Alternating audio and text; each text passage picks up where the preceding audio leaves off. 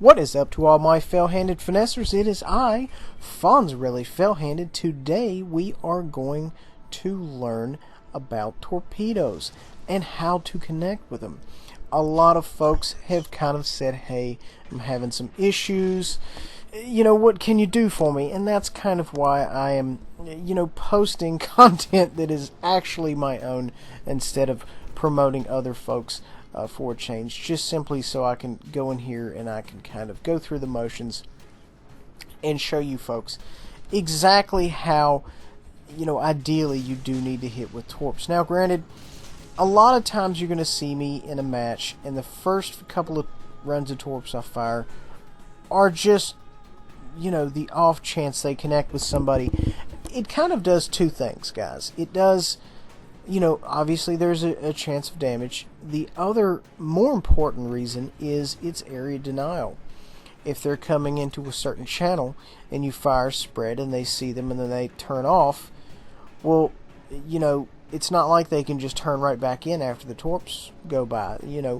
They've maneuvered enough to where now they are considerably blur off track of where they were going. And what that boils down to is, now they have to maneuver around. I mean, it's not going to take 45 seconds to get back in that zone. It's going to take a while.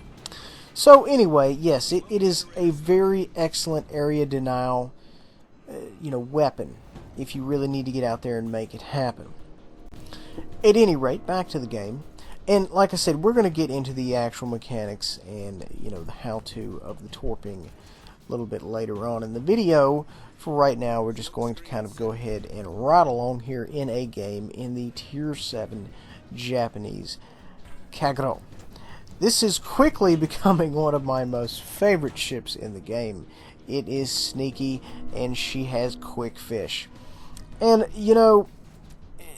the fast fish kind of, they have the same detection. I think it's 1.7 detected at sea level. But if they're going 71 clicks versus knots, 71 knots versus 55 knots, it's a lot of difference as far as, time to target. So, realistically speaking, you may not have enough time to dodge as you kind of think you do. Now, one thing I will say before we get into this a lot, cruisers are difficult to hit. If you can get them and they're not paying attention, by all means. But for the most part, if they're on their game, God forbid if they have hydroacoustic running, it's not going to happen. But, if you can catch them unaware, you may actually run up and connect with them. But for the most part, cruisers are going to be very, very difficult to hit. I think we do manage to pull a hit here. But as you can see, this poor guy, by the time he comes up to this torp field and he beaches himself, he is just 100% screwed. I kind of feel for him. He takes 2 torps there, one in the bow, one about aft amidships, and he is now at the bottom of the channel, a natural reef, so to speak. A man-made reef, how about that? So going back to the top of the map here, guys, top of the board, 2 down for the enemy, 0 for us. We're pushing 20k here. Night is young. We are rushing this Iowa. I am not certain why I decided to rush this Iowa. I think the reason is I saw his guns were on the opposite side. Spoiler alert, this isn't going to go good for him. And I think we kind of all know how this ends, especially when your torps are 22k, 23k apiece. And, you've got 8 of them point blank range. It's not going to be pretty. One shot into Iowa there. Now, guys, that is not how you torp, okay? There was no skill in that. There was cojones, and that was it. It was cojones and pulling the trigger. But, shortly enough, we are going to kind of go through the motions on exactly where to aim, what to do, and we have, a good example of what you do in a given situation as far as lining up your shots and what have you. Now, you do kind of have to be cautious. It depends on your range of your torps and your detectability, how cautious you can or cannot be.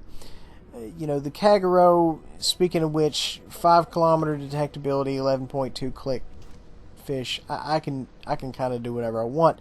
But Your particular ship may not be like that. So you have to know the limits of whatever ship you are going to go for. Now, so let's go ahead and start discussing this torp right here. As you can see, we are lining up a shot. And what we're going to do is the first one, now we're detected now, obviously. The first one we are going to fire spot on. And this is assuming he is maintaining his same speed. Whether he's going fast or slow, whatever. As long as he maintains that. And we are also going to set one directly behind that one. And the reason for that is if he turns, if he maneuvers, whatever he does, that's going to catch him in that case. Going back to full speed right here. Now we are detected, so we do expect him to start maneuvering, but like I said, fast torps, relatively close distance, he may be in trouble regardless. So you kind of have to take all these things into effect here. It doesn't look good right now. It's looking like he's going to take 5 or so. One probably would have done it. But this is kind of how you connect with torpedoes. Ideally, you want to fire one on target and one behind. Now, granted, is this going to work every time? No. A lot of times, ships are going to be out there maneuvering. They're going to be, varying their speed, what have you. And like I said, this only works if the ship is going at full speed or it maintains its speed. I mean, realistically, we could just bottom it out and say, okay, as long as they maintain their speed, whatever it is, then you're in good shape. And the best time, folks, to throw these things is when they have an island to one side of them, because they're not going to be able to maneuver a whole lot. Because if you're throwing, obviously, from the side the island is not, then the only other way they have to turn is into your torps. So, if you throw one on target and one behind, they see the first one, they say, oh my god, they start to turn over, and they start to maneuver, and then boom, they maneuver into your next 4 or 5, or whatever ship you're in. And this is kind of like a general torping guide to kind of help a lot of folks, kind of tighten their torp game up a little bit. And a word on torping destroyers, obviously, if you're loaded and you see a cloud of smoke, torp the living crap out of it, because that is textbook. That needs to be done. However, actually connecting with one is very, very difficult. It relies on a lot more luck than, say, for example, the actual skill involved in torping, your battleships or your cruisers. Because, the destroyers change course so quickly. A lot of times you can really make a destroyer hurt if he gets stuck in an island or what have you. That really works out. And as we all know, that kind of happens to everybody. So it's neither here nor there. But that is a good time to shoot it. But however, the torp already needs to be in the water, because by the time he hits the island, he's already going to be backing out. So something to think about, folks. Cruisers, like I said, are very, very tough to end up catching. The best time to torp anybody is when they are engaged. If they're out there and they're slugging it out with somebody, the last thing they're going to notice is your torps coming inbound. And by the time they do notice, it's going to be too late. Because you know what? If anybody out here plays battleships, a lot of times you've got to get that one shot off, and you're in the scope, and it's, a second and a half on the gun, and you hear the guy say, torps off the starboard bow.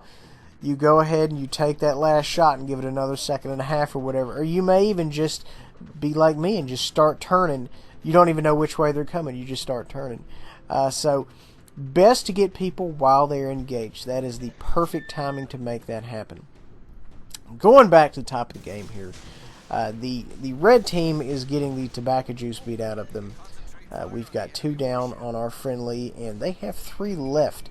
This is kind of the point where, I'm always mentioning things get exponentially harder for these folks. And it is a true story right now. It is definitely getting exponentially harder. You've got more of us, more versus less of them. It is a 2 to 3 on 1 type of situation. So, it's kind of a bad going to be a bad end here. Let's see if we can connect with this gentleman. Now, a lot of times, though, guys, I see a lot of people try to get in really close to make these risky shots to get their torps there faster. You know, it's good and it's not good. You know, sometimes you have to do that. Sometimes you really have to go in there and you have to try to, you know, get in and get those torps off, especially if it's a game-changing moment. But for the most part, you want to stay alive the entire match. And the reason I say that is, as a DD, you can dictate the terms of combat. If you're on your game, you can dictate when you're spotted, so on and so forth, and play very, very conservatively. And as you can see, guys, I have not been playing this game conservatively. If I did, I wouldn't have done such risky stuff. Of course, I wouldn't have clipped out that Iowa right off the jump either, but that's neither here nor there. It was kind of foolish. I don't recommend that type of finessery at all. 147,000 damage, 915, 514,000 damage. Folks, I really hope you enjoy. If you'd like to see more of these guides on, you know, torpedoing, maneuvering, I mean, just whatever, citadels, you guys name it. I'm at your command. Whatever you guys want, let me know. Make sure to check the stream 7 to 9 p.m. Monday through Friday, as well as the video uploaded that night, Monday through Friday, 11 p.m. Eastern. Guys, I really hope you enjoy. Make sure to like, subscribe, share, hit that notification button. We'll see you guys next time.